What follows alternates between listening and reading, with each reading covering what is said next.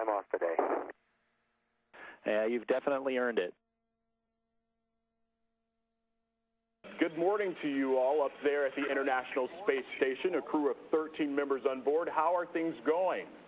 Things are moving along. It's been a real challenge. We've had 4 spacewalks completed, multiple robotic arm movements, many of those happening at the same time. Very complex, didn't go all according to schedule, but we're back on track. Also on board is Indiana native David Wolf, Dr. David Wolf. So we want to know, we had an opportunity to talk to your mother actually twice. Yes, that's right. She's so excited about you. Is there anything you wanted to tell her from space right now?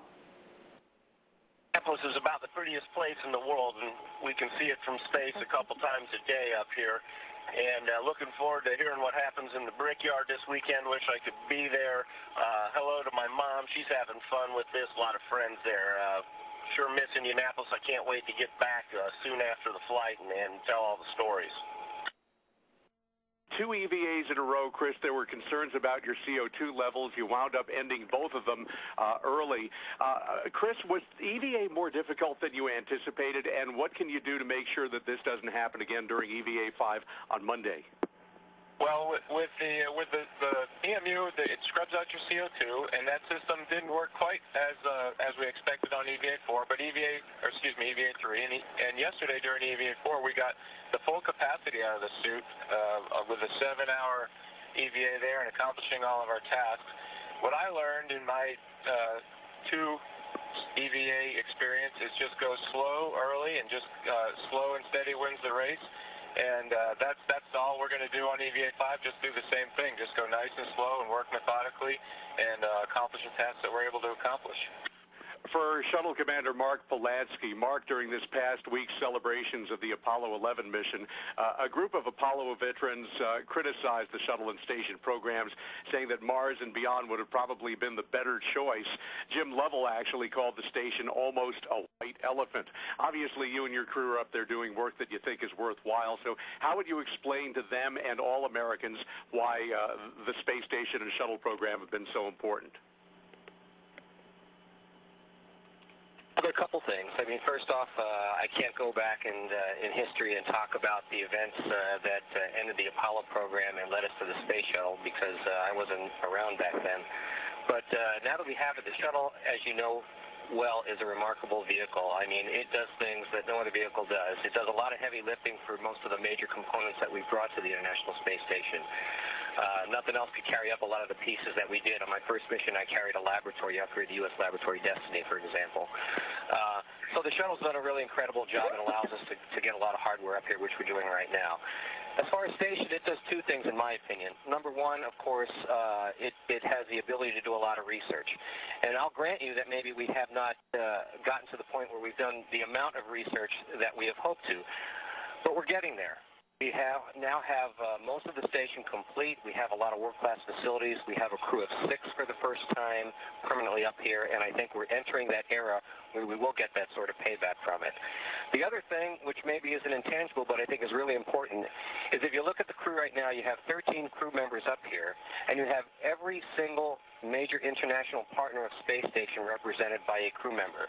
That means that it is truly an international space station. And if you think about what it takes to get all of these countries, including Russia, the United States, Japan, all the European countries, Canada, everybody that's participated, to get them actually working together on a project that occurs 200 miles up and out of the atmosphere, I think that's a pretty amazing accomplishment and bodes well about international cooperation. Mark, you may remember back in the 60s, there was some resistance to putting television aboard Apollo, but we know what TV on board did to help us follow the Apollo astronauts along to the moon and really help popularize the moon missions even more. These days, you're on Twitter as well as are a number of other astronauts, and I'm wondering what you would tell your fellow space flyers about the benefits and maybe even the difficulties of trying to keep us informed on Twitter. Has that worked for you? I mean, Twitter's been a really interesting experience for me. I think I said at our press conference prior to launch that I didn't know Twitter, tweet, whatever you want to call it. I mean, I'm not a real sophisticated guy with all of that Facebook, MySpace stuff. But I've learned a lot. and it's been really fun. At first, for me, it was a one-way thing where I just transmitted, and then I actually figured out that people responded, I could read, and then I could respond to them. So it's been a big learning experience. I enjoy the fact that I get to go ahead and give little updates about what's going on, and that there are people that maybe would not otherwise be interested in what we do that have exposure to it, which I think is something that we like everyone to have, is an understanding of what goes on. Certainly up here, the complication of the shuttle mission is that it is hard to find the time, believe it or not, to write 140-character tweet, because the time is just jam-packed with activities, very complicated activities, and then at the end of the day, you barely have enough time sometimes to catch dinner and get yourself to bed. So some days are a little bit sketchy for me to be able to get things out. This mission's primary goal was to finish up the Japanese Kibo laboratory module and replace some batteries. How much more work is left before the space station is considered complete? Before the space station's complete, there's still a lot of work. We still have a number of space shuttle missions left. We're going to bring up another, what we call a node, which is a place where we attach a lot of modules to. As a matter of fact, that's where we are right now in a node 2, called Harmony, which was not here during my last space mission. We're going to have a cupola, which will have a lot of views of outside, and for doing robotics. The Russians are going to launch a module or two. So there are a few things, but in terms of the core, I believe that the core is complete for accomplishing what station was designed to do. Thank you, Commander. Let's turn it over to pilot Douglas Hurley. After 8 years as an astronaut, your first time up, and although you have planned, trained, prepared, now that you are up in space, is it everything that you imagined? Definitely everything and then some. We've gotten to do a ton of work up here, gotten to look out the window a little bit. We're hoping today to look out a little bit more, which is something that's, for a pilot, it's pretty hard to describe since I'm not very good with words, but it's incredible to look out the window. So, yeah, it's everything I'd hoped for and even a little bit more, I would say. So far exceeded my expectations. Mission specialist Dr. David Wolf spent 4 months on the Mir space station, many spacewalks under his ISS belt. Dr. Wolf, there must be some satisfaction from all the years of hard work that you've put into the station. Is it exciting to see the progress each time you return?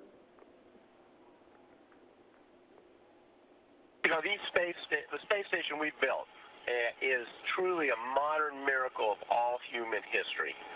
And to see what I'm looking at now, so 100 feet that way, several modules to my left and right, seeing it from the outside, seeing newer spacewalkers become highly talented spacewalkers, it draws out the very best in our society. There's top-notch science going on that can't be done on Earth, tissue engineering, regenerative medicine. This is a meeting place of international cultures, both on Earth and on the ground, as the teams work together. It's fabulous, both physically and the culturally, what it does for us.